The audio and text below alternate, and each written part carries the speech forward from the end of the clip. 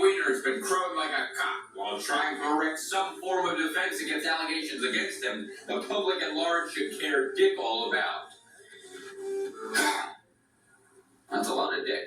Well, that's almost certainly not what the 21-year-old girl who received a dick picture from Congressman Wiener was thinking. He's also the man whose rant last year about Republicans wrapping arms around Republicans called media attention last year. Damn your redundancy. Well, Congressman Wiener, maybe you should stop wrapping your hands around your cock and sending lewd pictures of hot college women who are never gonna bang you. You hideous ostrich face fuck! I mean, love must have been tough with a name like Wiener, but couple that with a buzzard ugly fucking face, and that shit must have been impossible. So instead he becomes a congressman who doubles as a photographer with access to the most excellent still life any of his female friends will ever get the chance to giggle at. Ooh, that's a good one. It's not illegal what he did, yet he does have a wife, and he is a congressman. But really the point is, it should be illegal that any moderately attractive woman be allowed to marry a man who looks like Skeletor's sniveling little brother. More importantly though, we shouldn't even be paying attention to this loudmouth ass clown's happy dick parade in the first place. We should instead focus on the economy, healthcare, and how us single men can get more attractive college girls to come want to see the old salami show in real life. Only so I can actually show up to the hotel with an assortment of lunch meats and dining wear. And before she can get that sexy nightie off, I'm going to shoot off a starter pistol next to her head, thus commencing a 30-second time contest in which she must make me 3 unique yet delicious sandwiches. It's called women's suffrage, and in my sexist and ignorant mind, that just means you gotta work for that shit now, girl. So, ladies and gentlemen, if you would like to check out this individual's page, they help donate because they're a fantastic American, which means they basically just did shit for me and nobody else, but that's all that really counts. And on top of that, down here is our soapbox winner from last week's video. He left the most comments, so we'll share over him or her. If it's a her, listen, I do the video before I do the graphics, because I'm dumb. 2 ideas for next week's video are, number 1, the American Club, where we all act like really idiotic and ignorant Americans to make more people patriotic, because that makes sense. And the other idea is us reenacting the Lord of the Rings, but as hobos. So between those 2 Shakespearean ideas, pick your favorite, leave your favorite idea as a comment in the comments below, and the individual who leaves the most comments will be our soapbox winner for next week, and they will go in my soapbox.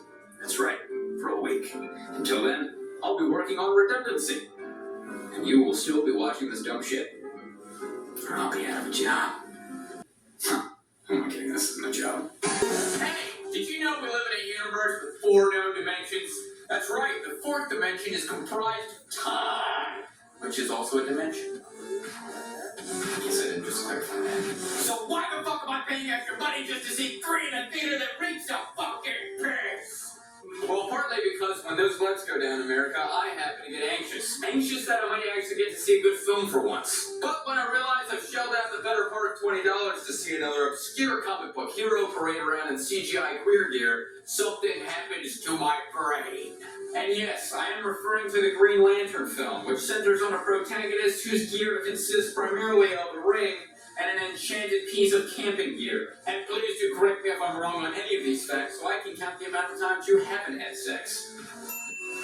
How about this, Hollywood? Write a film with a character named the Red Canteen. When he takes a swig of rum from his trusty flask, he gains the ability to piece together the plots from thoughtless action films.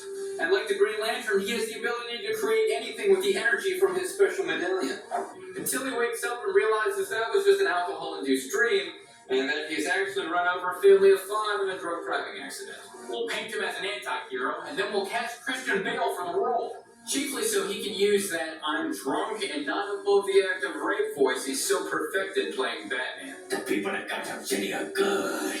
I just get chucked right over the street because I don't know how to hit my tourists. I don't know how I'm now. I seem like a British Batman now because I'm not very good at accents. I wish I was beginning to make this joke a lot more funny. And I wish my wisdom teeth were coming in because I spit my lip, which is making this even less appealing. So, ladies and gentlemen, if you would like, you can check out the Donate Us page. He helped donate, imagine that. His name is Mr. Hawkins, and his screen name is Hawkins something. So there's a lot of fucking Hawks going on with this. Outside of that, here's a soapbox winner from last week's video. If you would like to go check out his channel, you can. And he'll be on my soapbox for the next week. As soon as I'm done doing this really creepy feminine voice. So, ladies and gentlemen, the ideas you have to choose from for next week's sketch are a spoof of Ghost Hunters or a spoof of, yes, Home Alone. So between those two ideas, pick your favorite. Leave your favorite idea or opinion about what your favorite idea is in the comments below. Whoever leaves the most comments in favor of his or her favorite idea will be featured in my soapbox for next week. Until then, I'll be doing probably absolutely nothing constructive, except trying to get rid of this goddamn British accent. A douchebag, a dork, and a lovable fat fuck stumble out of a bar. Sounds like the beginning of a hilarious joke, right? Well, if your version of a funny joke is a plot of The Hangover 2, then you really should call social services, because brain-dead people do need others to change their pants after they shit them. Come on, man, you can't keep doing this all on your own. I get the shtick, though. A bunch of guys go out one night, only to get really drunk and engage in an inordinate amount of violence and sex, only to regret the decision horribly the next day. My point is, that's not a movie plot. It's a humorous version of a Lifetime movie, and watching escapist television is never going to resolve your irrational fear of men, Gertrude. And all I ask, Lifetime Channel, is that you change the name of your network to Uplifting Rape Fantasies for Middle-Aged Women, so I have less of a reason to laugh at your hackneyed portrayal of domestic violence. Unfortunately, I didn't chuckle once in the lifetime it felt like watching Bradley Cooper pretend he's not gay. Straight men don't have teeth that pretty, you fucking fairy fuck, so stop giving women reason to expect more out my underperforming genetics. And then there's that Galafaknakafrak. Outside of having a last name that sounds like an Indian dish that may prompt you to shit out your lower intestine, he's actually an amazingly funny comedian. If only he had written the movie, which plays out like a more believable sequel to Dude, Where's My Car? Chiefly because in this version, I don't have to ponder the wholly unbelievable concept of Ashton Kutcher actually having a film career. Hey now, you little twat. I actually enjoyed that movie. Shut the fuck up! Jesus Christ! Sitting in my room, I'd like to be able to talk to myself and I am talking to myself.